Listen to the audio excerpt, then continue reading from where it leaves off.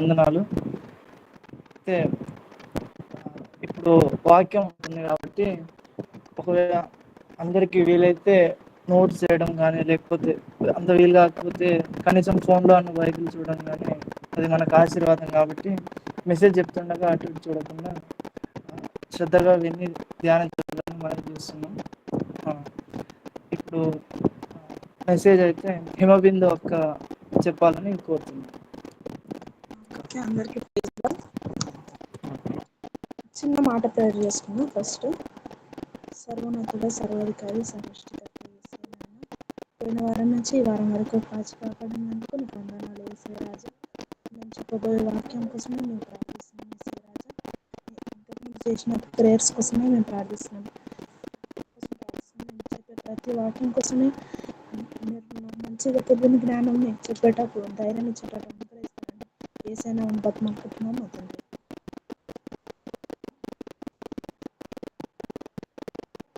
ఈ లోకం సారంగా జీవిస్తే అంశం ఫస్ట్ వచ్చేసి ఈ లోకం సారంగా జీవిస్తే జీవితం ఏ విధంగా ఉంటుంది. లూకా సువార్త 17:32. ఎవరైనా చదివి హెల్ప్ చేస్తారా?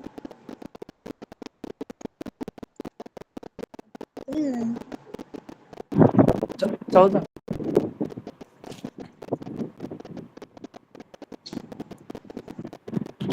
హలో, చదువు.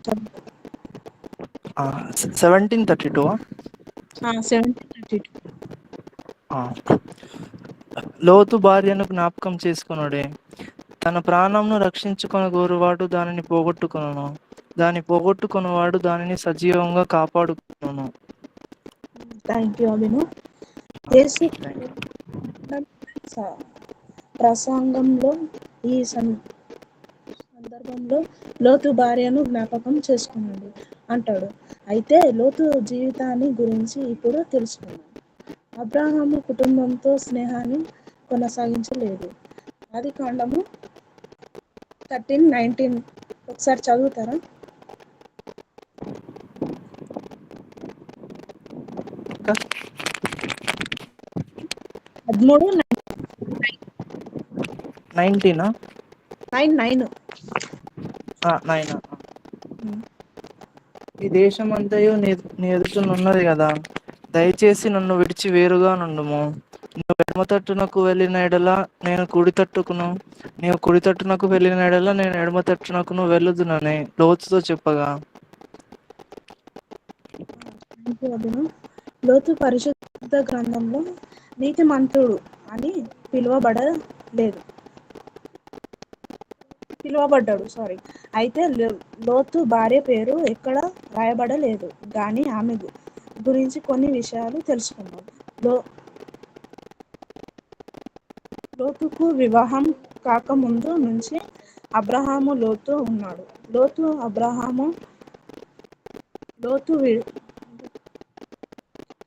లోతు విడిపోవడానికి కారణం చాలా చిన్న కారణం.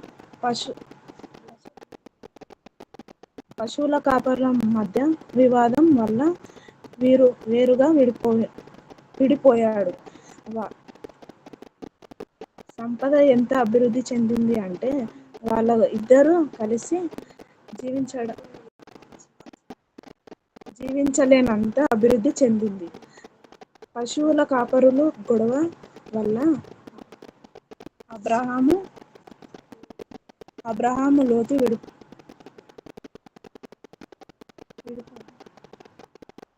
లోతు గాని భార్య గాని తాము ఎందువల్ల అభివృద్ధి చెందారో తెలుసు. ఆదికాండము 13:10-11 చూసుకున్నట్టయితే లోతు సొదొమ గొమొరము ఒక పచ్చిక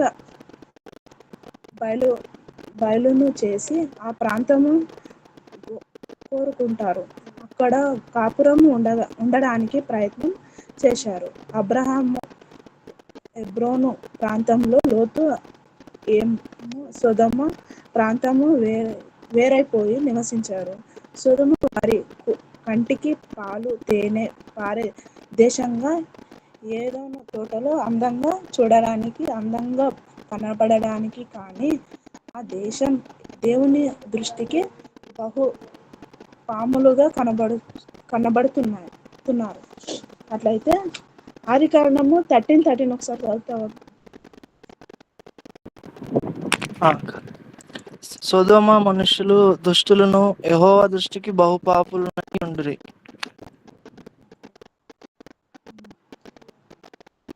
అయితే ఆ,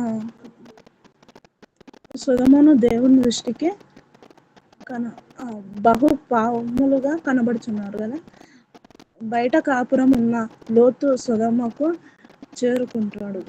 సొదొమ లోకానికి ప్రవేశించాడు. దేవు రెండో అంశం చూసుకున్నట్టయితే దేవునికి ప్రాధాన్యత లేని కుటుంబం.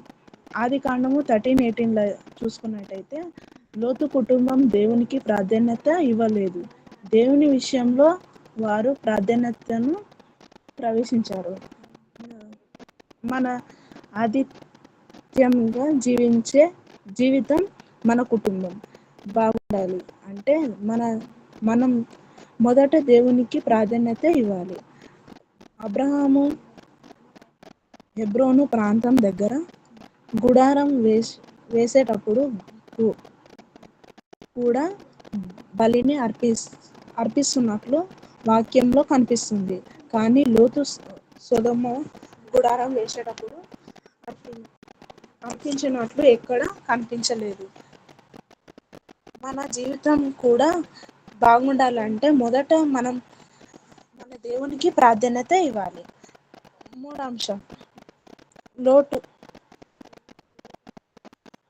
లో లోటుపాట్లతో కూడిన ఆతిథ్యం. ఆది కాండము 19లో లోటుపాట్లతో కూడిన ఆతిథ్యం ఇచ్చినట్లు ఆది కాండము 19 అధ్యాయం చూసుకున్నట్లయితే గనుక గమనిస్తే దేవదూతలు ఆతిథ్యం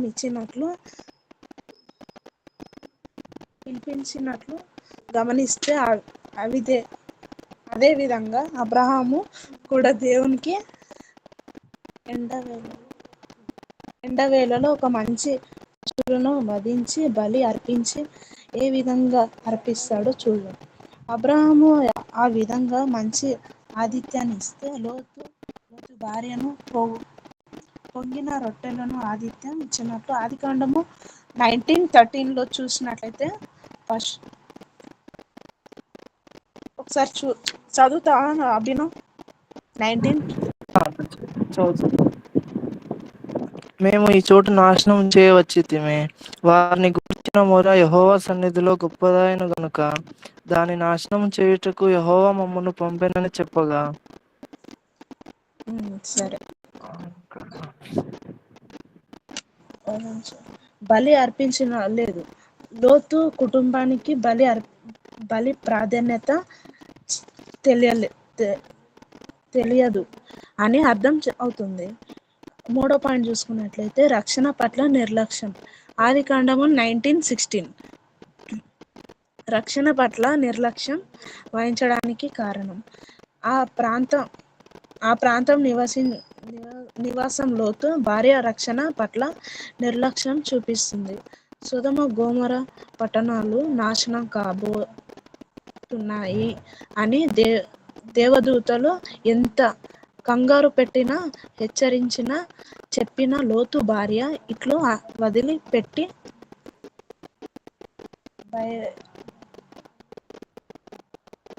బయటికి రావడానికి ఇష్టపడలేదు.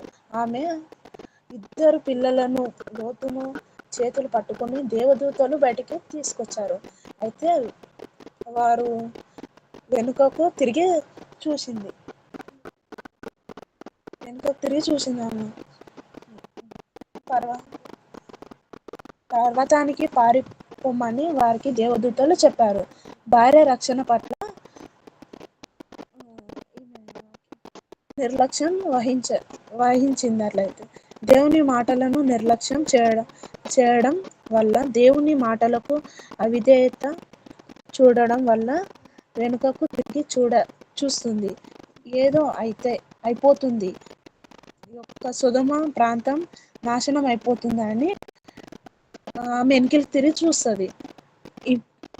ఇంటి ఇంటి వస్తువులను ఇంటిని ఇంటిని ప్రేమించినంత దేవుని ఆమె ప్రేమించలేదు. అట్లయితే ఆ ప్రేమ దేవుని దేవుని ఎక్కువ ఆమె ప్రేమించి లోకంని ఎక్కువ చూసింది అన్నట్లయితే. ఆదికాండము 19:26 చూద్దాం. లోతు భార్య మనకు ఒక హెచ్చరిక.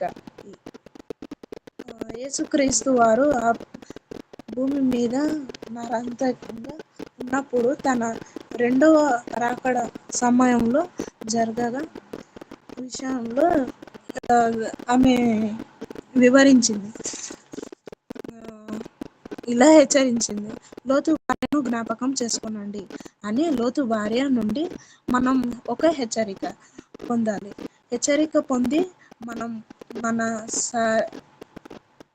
అందుకే యేసుక్రీస్తు ప్రభు మాట్లాడుతున్నాడు, లోతు భార్యను జ్ఞాపకం చేసుకోనండి.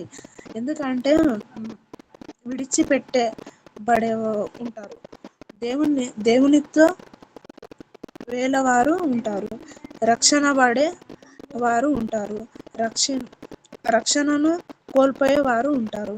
ఎగ్జాంపుల్ ఈ లోతు భార్యను చూస్తున్నాం. ఇప్పటికీ కూడా ఆ మృత సముద్రం ప్రక్క కొండ దగ్గర ఉప్పు స్తంభం పిల్లర్ ఇంకా ఇప్పటి వరకు కూడా ఉంది. మనం కూడా ఇప్పుడు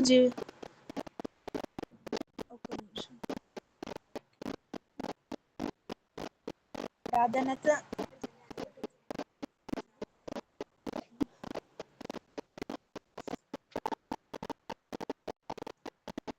మనం దేవునికి ఆయన ఒక చిత్తానికి మొదట ప్రాధాన్యత ఇవ్వాలి. రక్షణ నిర్లక్ష్యం చేయకూడదు. దేవుడి కొద్ది వాక్యాన్ని దించు. సారీ, నేను మన తప్పు చెప్పింది.